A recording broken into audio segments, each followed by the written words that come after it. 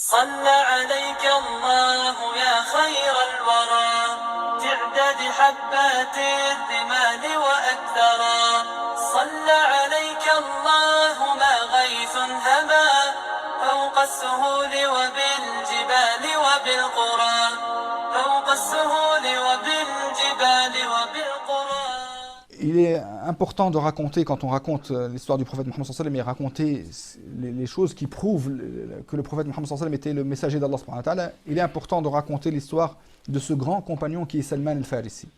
Salman al-Farisi, ça veut dire le Perse. Al-Farisi, c'est le Perse. Quand on met un ya à la fin dans l'arabe, on met le petit ya à la fin, c'est pour dire, c'est simple, c'est pas comme nous, on dit français, mexicain, français c'est un IS à la fin, mais après mexicain c'est autre chose. Médinois, mécois, il faut deviner après, il faut mettre un wa ou un ou un e. Nous en arabe, il n'y a pas de un, i, un, tu mets un yes c'est tout, d'accord? Donc Makka, Makki, tu viens de Makka, tu mets Makki. Tu viens de Jazair, tu dis Jazairi. Tunis, tu dis Tunisie, Tunisi. France, tu dis Franci. Du Turquie, tu dis Turquie. Et ainsi de suite. Donc tu mets un ya à la fin et c'est tout simple. C'est comme ça l'arabe. D'accord? La règle de grammaire, machallah, elle n'est pas compliquée chez nous. Donc, Farisi, ça veut dire qu'il vient de Perse. Donc, Salman, il s'appelle Salman, il vient de la ville de Perse. C'est quoi l'histoire de Salman? Salman, c'était un enfant gâté qui vivait avec son père. Son père, c'était un responsable du temple, c'était un grand responsable du temple, et il s'occupait du feu que les Perses adoraient, parce que les Perses adoraient le feu. Pour eux, le dieu qui a tout créé, pour le Dieu qui mérite d'être adoré, à qui ils font des soujoud, ils font des prières, c'était le feu. Donc il y a des gens qui adorent les statues, il y a des gens qui adorent, je ne sais pas quoi, les Perses adoraient le feu. Donc ils sont venus, ces Perses, ils sont venus vers le père perse a dit à son fils, je t'aime beaucoup, tout ce que tu demandes, je te le ramène. Et c'est vrai, tout ce que le fils demandait, il lui donnait. Mais tellement que le père aimait son fils, il ne laissait son fils sortir nulle part et rencontrer personne.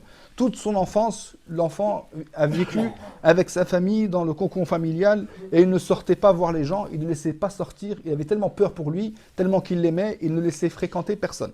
Donc Salman al-Farisi, il a grandi, bien gâté, tout ce qu'il demande, son père il lui ramène, mais il vivait à la maison, il ne sortait pas de la maison. Jusqu'à ce que l'enfant a grandi, Salman al-Farisi il a grandi un peu, c'est devenu un jeune homme. Son père a voulu qu'il découvre un petit peu le monde. Et son père, c'était un paysan qui avait une terre, et en même temps, il avait le temple, il s'occupait du temple et du feu. Alors un jour, il a donné la responsabilité à son fils, il a dit, tu ramasses un peu de bois, maintenant tu es assez grand, tu es adulte, tu me ramasses un peu de bois, tu t'occupes du feu, tu ne laisses pas s'éteindre, tu ramasses le bois et tu mets du bois dans le feu pour que le feu ne s'éteigne pas. C'est le feu qu'on adore, c'est notre Dieu. Donc il ne faut pas qu'il s'éteigne notre Dieu, il faut qu'il reste comme ça. Regardez comment pour eux, c'est nous qui devons faire vivre le Dieu. C'est-à-dire, sinon on ne s'occupe pas de Dieu, il va mourir le Dieu. C'est ça leur croyance, subhanallah. Donc, il a dit à son fils de s'occuper du feu. Et il est parti s'occuper un peu de sa culture, de son agriculture et s'occuper de ses terrains. Salman al-Farisi, il en a profité pour sortir et un petit peu se promener, découvrir le monde. Il est toujours enfermé à la maison, donc il découvre les marchés, il découvre les gens. Ah, machallah, il y a des rues, il y a des choses. Et il découvre les choses jusqu'à ce qu'il est passé vers une église où il y avait des chrétiens. Et ces chrétiens, ils adoraient Allah subhanahu wa ta'ala, ils croyaient en Allah, ils étaient bons, ils faisaient des bonnes choses. Donc il a été touché par ces chrétiens. Il a dit, subhanallah, c'est une belle religion. Et des gens qui adorent Allah subhanahu wa ta'ala, il a commencé à s'asseoir avec eux, ils ont commencé à leur parler d'Allah, et que Allah c'est le créateur de toutes choses, c'est le Dieu, c'est Allah qui a créé les choses. On n'adore ni le feu, on n'adore rien du tout, on n'adore que Allah subhanahu wa ta'ala. Ils ont commencé à lui parler de l'islam, de la religion, c'est d'Allah subhanahu wa ta'ala, de la religion. Donc il a été touché, et il est resté avec eux jusqu'au soir. Toute la soirée, il est resté avec eux, jusqu'à ce que il est rentré à la maison, il a oublié le feu s'est éteint, le père il est revenu, il a vu que le feu s'est éteint. T'es parti où? Je me suis inquiété, t'es parti où? Il a dit, je suis parti, j'ai rencontré des gens dans une église, et j'ai parlé avec eux, ils ont une très belle religion, ils croient en Allah, ils ne croient pas aux statues, ils ne croient pas au feu, ils ne croient à rien du tout, ils croient qu'en Allah, c'est celui qui a créé toutes choses. Il a créé le feu, il a créé la nuit, le jour, les montagnes, les cieux, il a tout créé, Allah subhanahu wa ta'ala. Donc ils se sont dit, il leur a dit, nous allons... il a dit, moi j'ai suivi ces gens-là et je pense que ces gens ont raison et leur religion est meilleure que notre religion. Alors le père lui dit, non, t'as tort. La religion de nos ancêtres, adorer le feu, c'est ça la vraie religion. Et la religion de ces chrétiens, il ne faut pas la suivre. Alors leur fils, il a dit, non, moi je suis sûr que cette religion est la meilleure. Quand il a vu le père l'insistance de son fils et que son fils, il va aller peut-être en sortant comme ça, tout de suite, en une fois il sort, regardez comment il va délaisser la religion de ses parents. Donc il a dit, la meilleure chose, c'est de l'emprisonner, de ne le pas laisser sortir. Il lui a mis des chaînes dans ses mains et dans ses pieds, et il l'a enchaîné pour pas qu'il sorte. Et pour qu'il reste à la maison, il ne sorte plus du tout, pour pas qu'il soit attiré par ces gens-là à l'extérieur. Et bien sûr, ces chrétiens qui étaient dans l'église, ils ont su qui était Salman, son adresse, ils connaissaient son adresse, donc ils sont partis le visiter. Et ils l'ont vu par la fenêtre, ils sont venus vers lui, qu'est-ce qu'il y a, pourquoi tu viens plus? Et il leur a dit, vous voyez, je suis enchaîné, je ne peux pas sortir avec vous. Mon père m'enchaîne dans cette maison-là, il m'emprisonne, mais moi j'aimerais bien être avec vous. Et vous m'avez dit que les meilleurs chrétiens, ce sont ceux qui vivent au Sham, ceux qui vivent en Syrie, en Palestine. Il a dit, quand ces chrétiens viennent, s'il vous plaît, prévenez-moi. Alors, quelques temps plus tard, ils sont venus vers lui, ils lui ont dit, il y a des commerçants qui sont venus de Sham, des chrétiens qui sont venus de Sham. On est venu te prévenir comme tu nous as dit. Tu nous as dit de te prévenir s'il y a des chrétiens qui viennent de Sham. Eh bien, il y a des chrétiens qui sont venus de Sham, ils sont venus ici aujourd'hui. Il leur a dit, d'accord, prévenez-moi quand le jour où ils vont partir. Ils vont rester quelques jours, ils vont repartir dans leur pays. Quand ils vont repartir, prévenez-moi. Et ils sont venus, ils l'ont prévenu, ils l'ont dit, demain ils vont partir, Inch'Allah, ils vont revenir dans leur pays, dans Sham. Alors, quand il a vu qu'ils allaient voyager, il a fait une ruse, il a demandé à son père, il a fait une petite ruse pour pouvoir se débarrasser de ses chaînes, pour pouvoir sortir et s'enfuir. Et dès qu'il s'est débarrassé de ses chaînes, il s'est enfui de chez son père, il a sauté par la fenêtre, il est parti, et il s'est échappé avec ces gens qui sont partis jusqu'au Sham. Il a fait le voyage jusqu'au Sham. Tout ça pour connaître la vérité. Donc lui qui était bien gâté, il a tout laissé, toute cette belle vie, il a laissé, il était gâté, il pouvait prendre ce qu'il voulait, il pouvait manger, il était bien en repos. Il a préféré voyager des jours et des jours pour aller jusqu'à Sham. Ça fait des mois de voyage. Quand il est arrivé à Sham, il est rentré dans une église et le responsable de cette église, c'était un prêtre qui n'était pas vraiment droit. Ce prêtre, quand les gens donnaient de l'argent pour les pauvres, il l'a donné au prêtre. Le prêtre, qu'est-ce qu'il faisait avec cet argent? Il la prenait et il la cachait. Et il avait un trésor, il cachait cet argent-là, il l'a caché, il ne distribuait pas cet argent-là aux pauvres. Et Salman voyait ça. Il voyait que ce prêtre n'était pas juste, il n'était pas droit. Et c'était un voleur. Il mettait l'argent, les gens lui font confiance, ils lui donnent l'argent pour les pauvres. Et lui, au lieu de donner aux pauvres, il cache cet argent. Alors Salman al-Farisi, il n'a pas aimé ce prêtre. Il a dit, subhanallah, moi j'ai entendu les bons principes, les bons principes, et ce prêtre-là n'est pas un bon prêtre.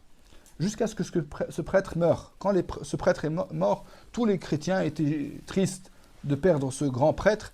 Et Salman leur a dit, mais pourquoi vous aimez cet homme-là? Cet homme-là, c'est un menteur, c'est un hypocrite. Ils ont dit, comment tu dis ça de notre prêtre? Notre prêtre, c'est quelqu'un de bien. Il leur a dit, non, c'est un menteur. Tout l'argent que vous lui donnez pour le distribuer aux pauvres, il ne le donne pas aux pauvres. La preuve, ils ont dit, c'est quoi ta preuve? Il a dit, la preuve, c'est je vais vous ramener à l'endroit où il cachait l'argent. Et il leur a montré l'endroit où il mettait l'argent, il mettait les pièces d'or dans des caisses bien cachées. Il leur a dit, voilà l'argent que vous donnez à ce prêtre-là. Alors ils ont dit, subhanallah, comment ce prêtre-là, il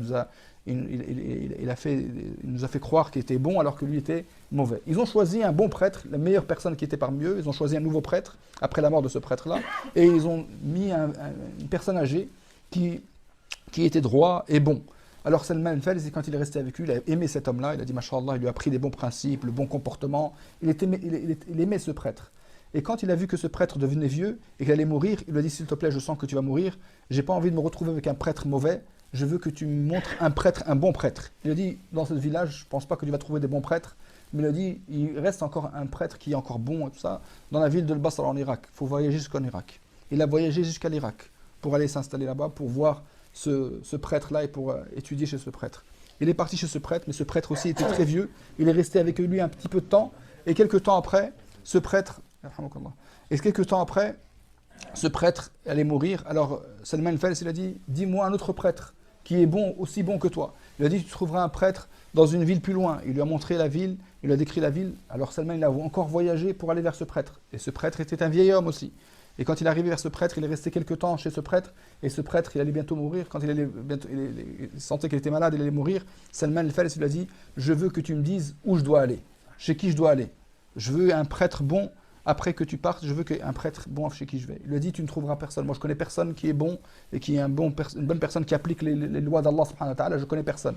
Mais c'est bientôt l'arrivée. Il va bientôt arriver un prophète qui va arriver dans une ville. Il va voyager dans une ville où il y a beaucoup de palmiers. Et ce prêtre-là n'accepte pas sadaqa. Parmi les signes, comment tu vas le reconnaître? C'est qu'il ne mange pas sadaqa. Quand on lui donne une sadaqa, il ne mange pas. Et quand on lui fait un cadeau, il mange de ce cadeau. Et il a un signe de prophétie, il a une tache dans son dos, entre ses épaules, il a une tache de prophétie, cette tache qu'on appelle le sceau prophétique, une petite tache avec des poils comme ça sur son dos. Il a dit, tu le reconnaîtras avec ces signes-là. Alors Salman al-Farisi, tout content, lui qui avait gagné un petit peu d'argent, il avait fait un petit commerce, il a décidé de tout vendre et de prendre l'argent pour faire le voyage jusqu'à cette ville où il y a des palmiers en Arabie. Et quand il a voulu faire le voyage, il a demandé à des commerçants, est-ce que je peux faire le voyage avec vous? Ils ont dit d'accord, on te prend avec nous.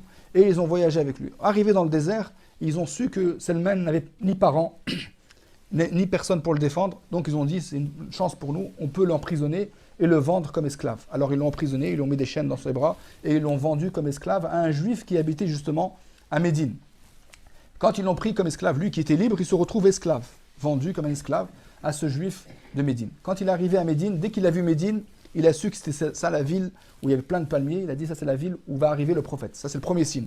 Donc il était content, même s'il était esclave, mais il était content d'être arrivé dans une ville où il y avait le prophète Mohammed sallallahu alayhi wa sallam. Comment il a su tout ça parmi les livres des chrétiens, justement, l'évangile des chrétiens.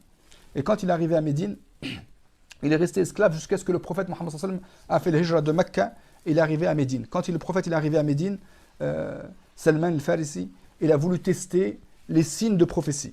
Donc il est parti vers le prophète Mohammed sallallahu alayhi wa sallam, il a rassemblé un petit peu de nourriture et il l'a ramené vers le prophète Mohammed sallallahu alayhi wa sallam, il lui a dit, voici la nourriture que j'ai de la nourriture, je te la donne en tant que sadaqa, c'est une sadaqa, une aumône que je te donne, je veux que tu la prennes, l'acceptes. Alors le prophète Mohammed sallallahu alayhi wa sallam, il a pris cette sadaqa et il a appelé ses compagnons, il leur a dit, venez, mangez.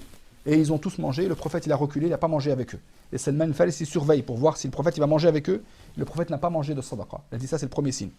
Le lendemain matin, il est venu, il a rassemblé un petit peu de nourriture et il est venu pour le présenter au prophète Mohammed sallallahu alayhi wa sallam. Il a dit, ça c'est un cadeau, ya Rasulullah, ça c'est un cadeau. Alors le prophète Mohammed sallallahu alayhi wa sallam, il a pris cette nourriture, il a appelé ses compagnons et il a mangé avec eux de cette nourriture-là. Donc il a dit, ça c'est le deuxième signe que c'est un prophète.